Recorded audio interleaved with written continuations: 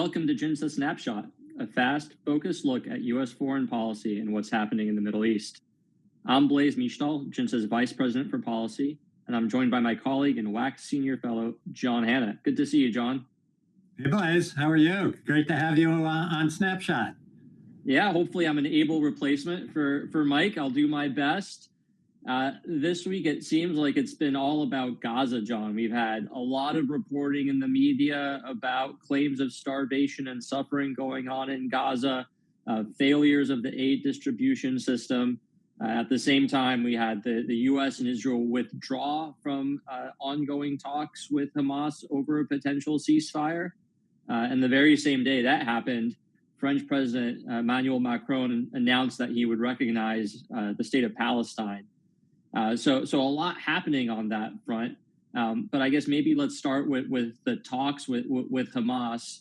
Why do we have this withdrawal, and what does that mean for the war? Yeah, I mean, it was very unfortunate, the news yesterday, it seems to me. I mean, we've been at these talks now, had teams in Doha since early July, trying to get to this 60-day ceasefire that would return at least half of the hostages living and dead and lead to negotiations on actually getting out of this war that's been going on 2 years now. And we've had ups and downs, and President Trump and even some Israeli reports that things were looking promising, and the Israelis made a major concession on the extent of their withdrawal from Gaza last week that people thought would lead to a breakthrough.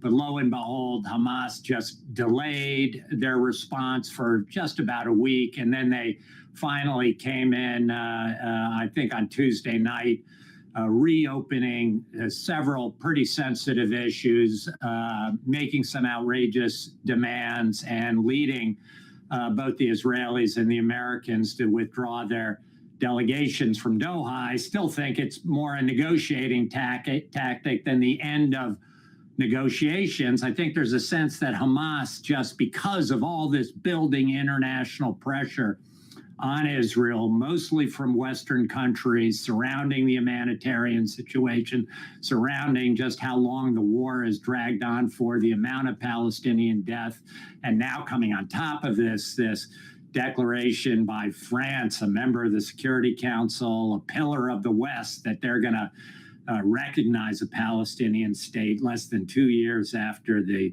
atrocities of October 7th. I think Hamas increasingly felt like it was in the driver's seat. I don't know. What's your impression? Yeah, I mean, we know that the strategy of getting Israel isolated and incriminated and opprobrium heaped upon it by the international community has been Hamas's strategy throughout the multiple conflicts that it's had with Israel. And I think seeing that come to even greater fruition now has to give it some sense that it has some leverage here, that its strategy is working, that it can hold out a little longer than Israel will be on the back foot.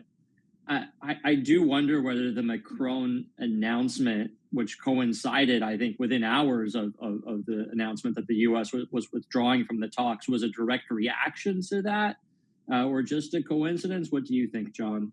I don't know. Listen, you step back and you got to say this is the kind of virtue signaling and gesture made by parties that maybe once were great powers, but are now largely irrelevant to the big diplomatic military moves happening in the Middle East. France, I think President Trump says nice guys, but what they say is largely irrelevant, other than the shock value it brings and whatever rewards it brings Hamas to feel like it's in a stronger position and can increase its demands against Israel.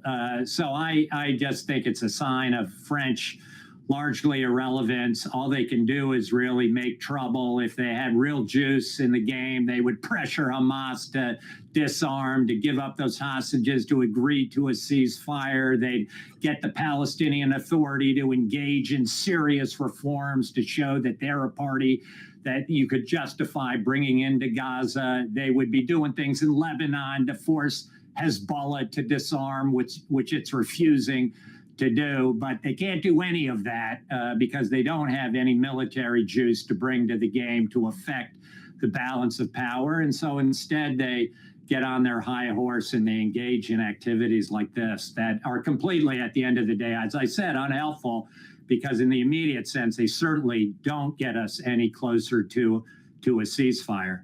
Yeah, to the contrary, I think they prolong the conflict and hold out hope for Hamas. Yeah, I agree entirely.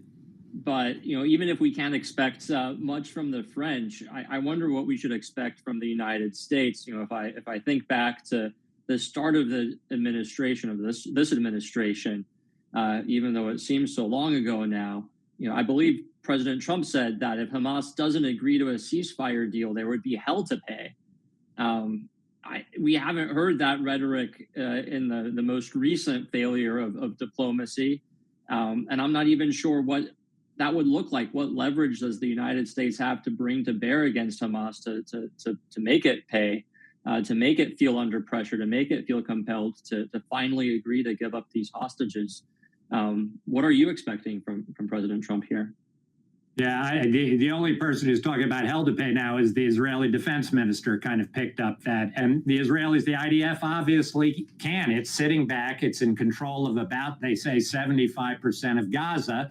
It started an operation in a part of Gaza, Deir al-Balah, that it hasn't ever been in before because of fear that there could be hostages there that are endangered.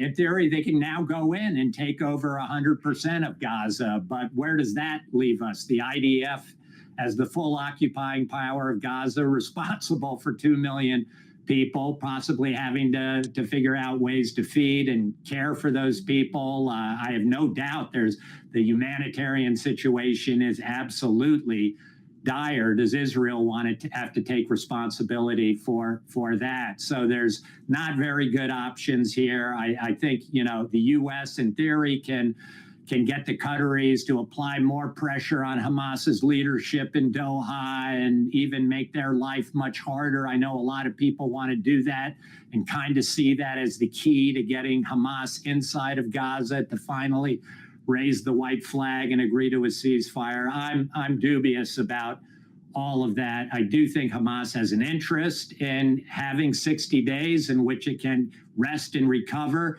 maybe again get rid of the Gaza Humanitarian Foundation and figure out a way to take control of the UN assistance program again during a ceasefire and gain strength and recruits from that. But the situation is bad. But again, I think we're still in that negotiation. I think the U.S. and Israel are trying to shake things up. And I'm just hoping that between the mediators in Egypt and Qatar, they can put enough pressure on Hamas to realize it overreached here.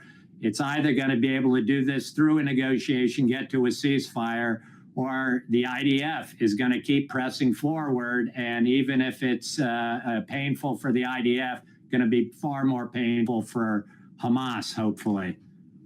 Yeah, and meanwhile, while you had the failure of diplomacy in Doha on the Hamas talks, you have renewed diplomatic outreach to Iran happening in Istanbul. I think as we speak, as we're recording this, we have the European countries meeting with the Iranians, seeing if they can come to some sort of agreement to let international inspectors back into Iran, to get Iran to answer questions about where its stockpile of enriched uranium is.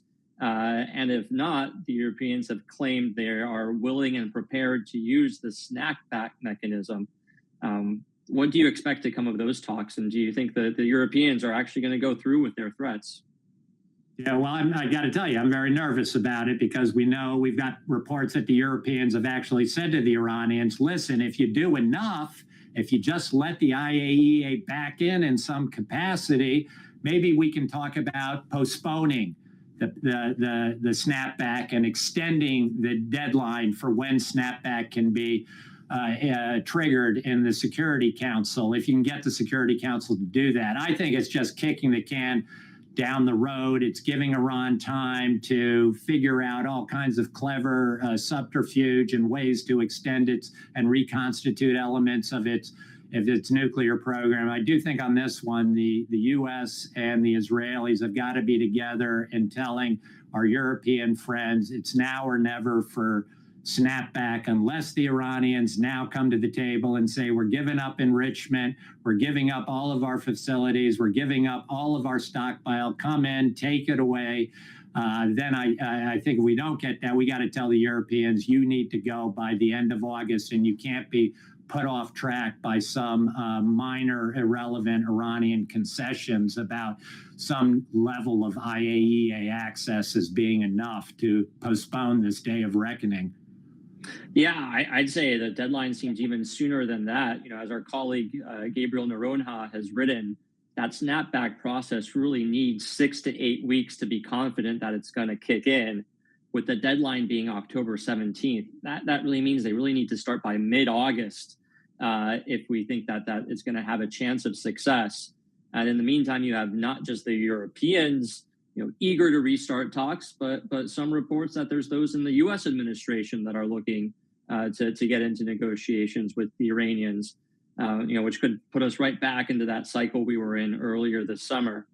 So that's definitely something that we're going to be watching for. John, thanks so much for your insights. Thanks to all of you for tuning in. Be sure to follow us on X and subscribe to our YouTube page at JINSA DC. And you can find all our work at jinsa.org. We'll see you next week on Snapshot. Thanks, Blaise.